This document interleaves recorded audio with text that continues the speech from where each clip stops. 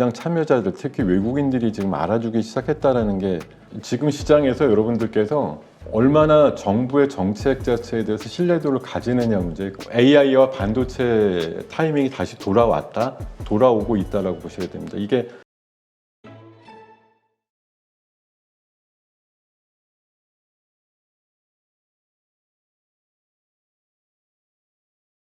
자, 일단 말씀하신 대로 한 4월 정도까지는 한국 증시가 좀 좋아질 것으로 이렇게 예상을 하시는데 네. 여기에 아무래도 영향을 줄 수 있는 글로벌 악재, 호재 뭐 여러 가지 변수들이 있겠죠? 어떤 네. 것들이 아직 남아 있을까요?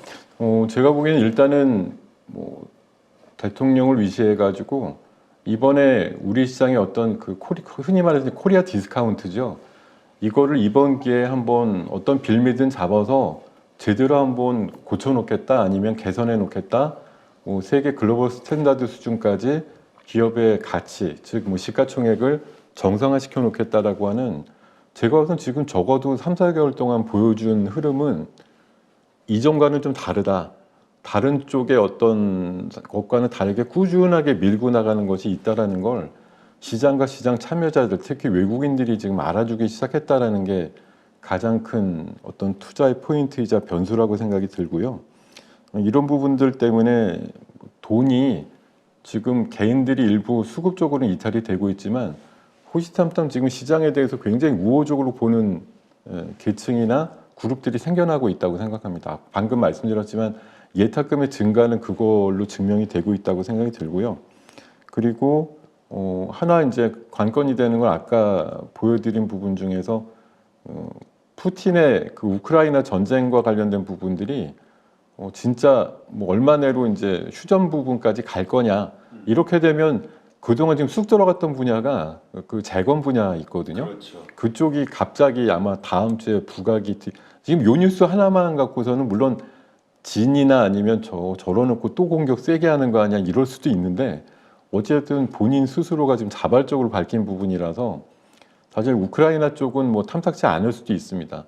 한창 싸우고 있는데 휴전하자 그러면은 이게 뭔가 싶긴 한데, 어쨌든 서로 지금 지칠 만큼 많이 싸워 있기도 하기 때문에 휴전이 들어간다고 하면 또 하나의 어떤 뭐 글로벌적인 변수들로서 크죠. 유가가 지금 중동 부분 갖고서는 또 크지만, 러시아가 휴전을 해서 만약 유럽 쪽에 가스라든가 이런 것 쪽에 약간 뭐 그 틈새가 좀 생긴다라고 하면 뭐 에너지 쪽에 또 부분이 상당히 또 인플레이션 우려를 하는 쪽에 있어서는 좋은 뉴스인데 이렇게 생각할 수 있는 부분도 있다고 생각이 들고요. 그리고 지금 우리나라 같은 경우는 어차피 삼두마차, 반도체, 2차 전지를 비롯한 전기차 부문, 또 바이오, 이렇게 삼두마차가 골고루 지금 순환하면서 좋은 방향으로 지금 서로 끌고 가고 있거든요. 이게 제가 아까 한쪽 머리는 일로 가고 한쪽은 일로 가고 한쪽은 빠지고 이게 아니고, 지금 돌아가면서 선두치로 치고 나오고 하려는 그런 폼새들이 많이 잡히고 있기 때문에 제가 봐선 뭐 설 연휴 지나고도 뭐 하루 이틀쯤 그 전에 많이 올랐다는 거에 대한 부담감을 상당히 뭐 차익 매물로 잠깐 보여줄지 모르겠죠. 이번 주 월요일 화요일이 그랬거든요. 지난주에 PBR 주들이 워낙 셌다 이러니까 이번 주 월화가 사실 코스피 지수가 좀 조정받았거든요. 근데 주간으로 보면 코스피 코스닥 전부 양 전환해서 약간의 그 양봉 주봉으로 끝났습니다. 그래서 지난주가 봉이 좀 컸고 이번 주는 약간 십자선 비슷하게 눌림목이 나왔다고 하면, 사실 강세 종목 같은 경우는 이번 주 연휴 끝나고서 보면은 상당히 강할 수 있는 그런 흐름이다라고 생각을 합니다. 네, 그렇군요. 자, 근데 진짜 그 우크라이나도 보니까 그 총사령관하고 네. 그 젤렌스키하고 뭔가 갈등이 있다 해가지고 이번에 뭐 바꿨다 이런 뉴스도 좀 나오고 뭔가 네. 이렇게 좀 흔들리는 것 같긴 해요. 단결한 모습이 흔들리는 듯한 느낌이 오긴 하더라고요. 얼마 전에 유럽 쪽에서 물론 유럽 의회인가 거기서 결의를 해가지고 앞으로도 한 4년 동안 한 70조인가 되는 금액을 우크라이나에 지원해 준다라고 얘기는 했습니다만, 당장 가장 큰 역할을 할 걸로 보이는 미국 국의회나 이런 데서 예산을 그 우크라이나 쪽에 대해서 크게 지금 현재로는 반영시키지 않고 있거든요.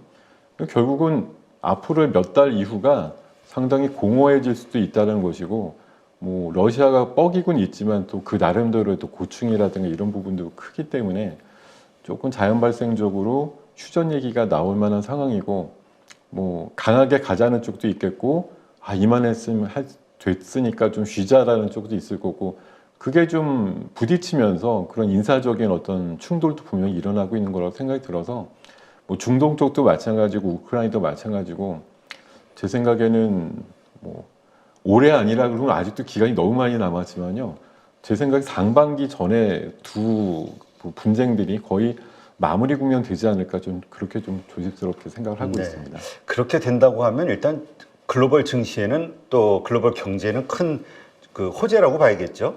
아무래도 그쪽이 되면 이제 좋아지는 예상 쪽이 있고, 반대로 좀 주춤하는 쪽이 있을 거라고 생각이 드는데요. 흔히 말해서 뭐 전장이나 분쟁 이슈로 해서 상대적인 어떤 뭐 좋았던 분야들이 사실 뭐 아이러니하게도 방산 분야 아니겠습니까? 방산이라든가 조선이라든가 해운 분야, 뭐 물류 분야 이런 것들이 현재 그 상황은 타격을 받으면서 오히려 뭐 수혜를 받는 업종이다 이랬었는데, 그런 쪽이 오히려 이제 전세 역전이 될 거라고 보는 거고요. 반대로 에너지 분야라든가 뭐 식량 분야 이런 쪽에 있어서는 조금 완화되는 느낌 때문에 현 생활은 좋아지겠죠. 그리고 재건 쪽에 대해서는 기대감이 커질 것으로 생각이 들기 때문에 명암이 그 전쟁이 항상 한창 발발하면서 수혜를 받고 피해를 받았던 업종의 정반대로 흐를 거다, 이렇게 생각을 하시면 될 것 같습니다. 네. 자, 그렇다면 국내 증시에 어떤 큰 변동성을 가져올 만한 우리 국내 이슈들 이런 것도 한번 점검을 해볼까요? 국내 이슈는 제가 봐서는 지금 시장에서 여러분들께서 얼마나 정부의 정책 자체에 대해서 신뢰도를 가지느냐 문제, 지금 메가 이슈로는 기업 밸류 프로그램에 대해서 어느 정도 여러분들이 진짜 참여 의사를 가지거나 나 이거 정말 대단해라고 판단을 하실지, 아니면 이러다 말 건데, 우리나라는 일본하고 달라서 돈들도 없는데 뭘 가지고서 주주환원을 할 거냐, 사실 몇몇 개 회사 그냥 흉내만 내다가 말 것이다, 이렇게 보는 시각이 양분이 돼 있거든요. 근데 제가 봐서는 충분히 지금 앞서서 말씀드린 대로 기업 밸류 프로그램들 같은 경우도 이번 달 내에 아마 정식으로 프로그램에 대한 취지나 이런 것들이 설명되는 자리도 있을 거라고 생각이 들고요. 그리고 정부에서 또 하나 이번에 던졌던 그 시장에 대한 테마 중에 하나가 의대 정원 확대하는 이슈가 있었거든요. 이 부분도 잘 보셔야 되는 것이, 한 2,000명 늘리면 2,000명만 좋아할 일이 아니고, 의대에 대해서 꿈을 가졌던 수만 명, 또 주변 분들까지 해서 많은 분들이 새로운 희망을 가지게 된다는 게 큽니다.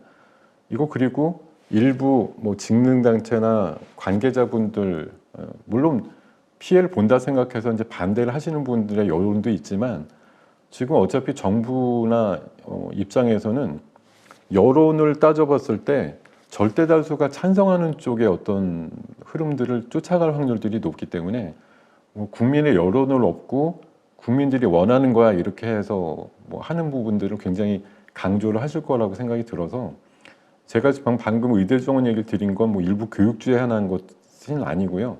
또 반발 움직임이 큰 만큼 이것들을 또 다른 방향으로 어떤 물줄기를 좀 바꿔야겠다고 할 때, 얼마 전에 그 지난주에 대통령께서 얘기한 그 비대면 진료 분야, 이 부분도 사실은 정책적으로 굉장히 밀고 있는 분야인데도 현실은 좀 따라오지 못하고 있고, 일부 비대면 회사들이 일본이라든가 태국이라든가 미국으로 지금 빠져나간다, 이런 얘기가 있을 정도로 우리나라 그렇게 출중한 기술력을 갖고 있는 회사들이 딴 나라 가서 일을 하겠다고 나서는 걸, 그 기사를 보신다고 하면 아마 이러면 안 되지라고 생각을 하실 것 같아요. 그래서 정부 정책의 스몰 쪽으로 보면은 비대면 진료라든가 이런 쪽에 관심도가 커질 만한 이슈가 분명히 생길 거다, 이런 생각이 들고요.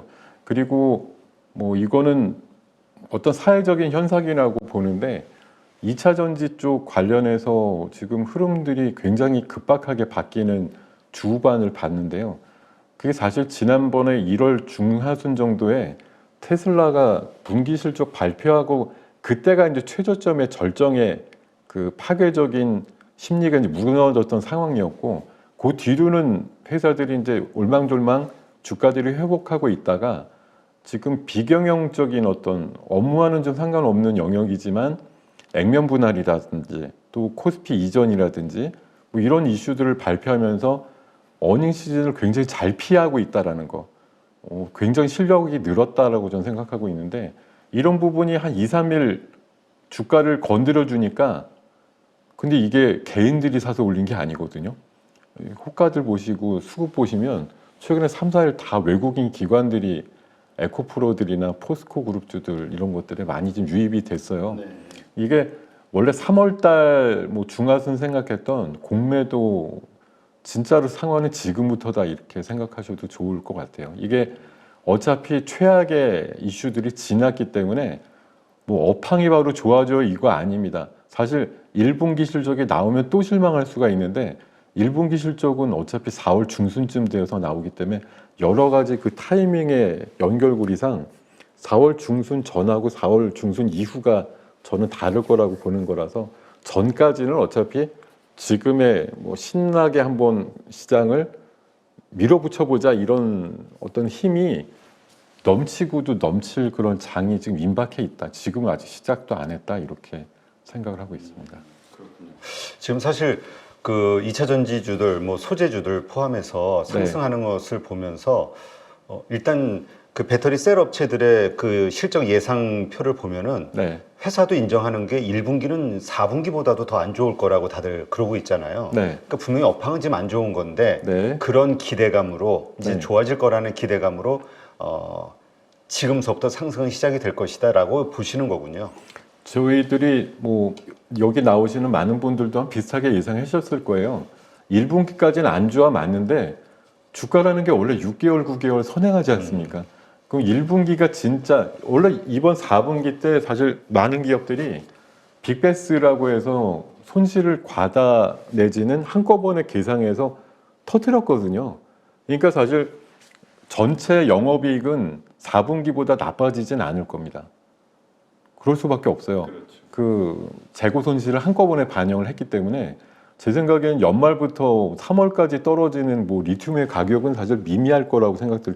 이미 80% 이상 부러진 상태에서 얼마나 더 부러지겠어요. 그렇기 때문에 제가 봐서 영업이익단이 작년 동기 대비해서는 분명히 나빠진 건 맞겠지만 전분기 대비해서 그렇게 나빠질 것 같지는 않습니다. 그래서 이런 의외의 숫자는 이제 뭐 4월 중순경이나 3월 말경에 받아들이시게 될 거고요. 지금부터 한 달 정도는 일단은 뭐 좀 비영업적인 거지만 주식 분할이라든가 액면 분할, 그리고 거래소 이전, 그리고 이제 어제 같은 경우는 또 뭐 LG화학의 대규모 공급 계약 이런 것들의 여파를 가지고서 밀어붙일 수 있는 충분한 동력이 된다고 생각하고 있습니다. 네. 자, 그렇다면 연휴 끝나고 우리가 다음 주 화요일서부터 네. 2월 달 우리가 좀 공부해야 될, 주목해야 될 섹터나 종목들 어떤 것들이 있을까요? 일단은 다시 AI와 반도체 타이밍이 다시 돌아오고 있다라고 보셔야 됩니다. 이게 밸류 프로그램 때문에 상대적으로 좀 짓눌렸었는데요. 물론 정부에서는 이러다 보니까 당황을 해서 얘기하는 게 엊그저께 제가 예상했던 것 같은 코스닥에도 이제 밸류 프로그램을 넣겠어. 근데 막상 할 수 있는 게 별로 없어요. 그렇죠. 왜냐하면 그 코스피에 있는 저 PBR주들처럼 자산 가치라든가 뭔가 여유 있는 돈이 있어야 뭔가를 할 텐데. 그러니까 당장 벌어서 뭐 바로 캐파 증설 하느라고 쓰고 2차 전지 회사들 자체도 사실 그렇거든요. 그런데다가 원래부터 뭐 업력이 오래돼 가지고 뭐 20년, 30년 전부터 계속 벌어서 차곡차곡 모아놨다 이런 기업이 코스닥에 거의 없기 때문에 솔직히 이제 밸류 프로그램으로 뭐 붙여줄게 이렇게 얘기를 해도 막상 기업이 별로 없다라는 게 약간 함정이고요. 제가 봐선 지금 미국 시장 같은 경우도 여전히 성장주 중심의 흐름이라는 걸 간과하시면 안 된다고 보고요.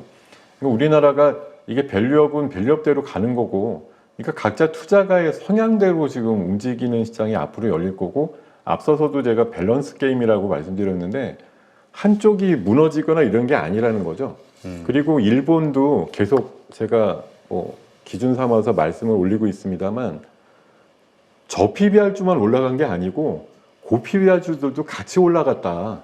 일본 같은 경우 그 프로그램이라는 걸 하면서 그리고 의외로 성장주들이 많이 올라갔다라고 표현을 하고 있습니다. 그래서 이게 그냥 단순 가치주가 PBR 회복하는 식으로 올라가는 게 아니고요.